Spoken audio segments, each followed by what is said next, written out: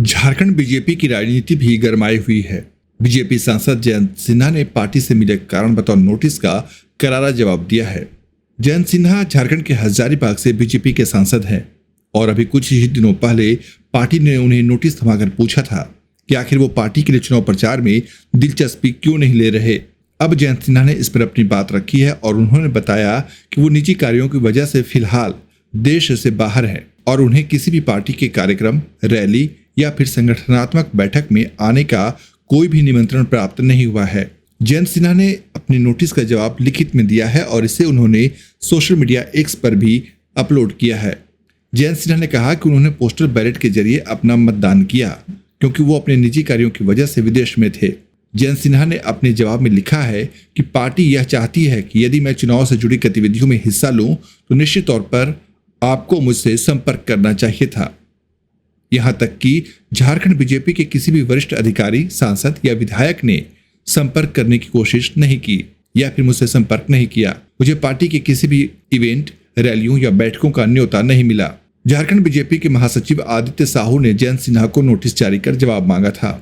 अब उन्होंने आदित्य साहू को अपना जवाब भेजते हुए लिखा कि आपका खत पाकर मैं आश्चर्यचकित हूँ। मुझे पता चला है कि ये मीडिया में भी सामने आ चुका है। सबसे पहले मेरे पार्टी के राष्ट्रीय अध्यक्ष जेपी नड्डा के साथ 2 मार्च 2024 को हमने चर्चा की थी। इस चर्चा के दौरान हमने उन्हें अपने फैसले से अवगत करा दिया था कि फिलहाल मैं चुनावी जिम्मेदारियां छोड़ रहा हूं और ग्लोबल क्लाइमेट चेंज के मुद्दे पर काम कर रहा हूं। इतना ही नहीं, इस फैसले को ट्वीट के जरिए भी बताया गया था ताकि इस मामले में निष्पक्षता बनी रहे। जयंत सिन्हा ने आगे लिखा कि मैंने जेपी नड्डा से आग्रह किया था कि वो मुझे प्रत्यक्ष तौर पर चुनावी ड्यूटी से राहत दें ताकि मैं दूसरे मुद्दे पर फोकस कर सकूं। हालांकि मैं पार्टी के साथ आर्थिक और गवर्नेंस के मुद्दे पर लगातार काम करूंगा। जयंत सिन्हा ने 2 पेज के अपने जवाब में लिखा है कि जेपी नड्डा की तरफ से अनुमति मिलने के बाद मैंने सार्वजनिक तौर पर यह साफ कर दिया था कि मैं इस चुनाव में शामिल नहीं हो रहा हूं। मैं पार्टी को आर्थिक मोर्चे पर सपोर्ट कर खुश हूं।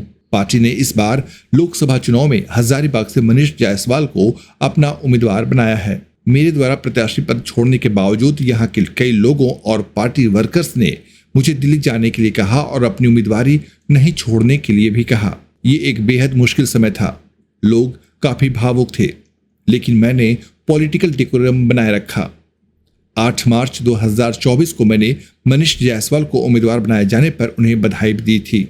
बावजूद इसके अगर पार्टी ये चाहती है कि मैं चुनावी गतिविधियों में हिस्सा लूं तो आपको निश्चित तौर पर मुझसे संपर्क करना चाहिए था, लेकिन पार्टी के किसी भी वरिष्ठ अधिकारी, सांसद या विधायक ने मुझसे संपर्क नहीं किया और न ही मुझे किसी भी रैली या बैठक में आने का आमंत्रण दिया गया।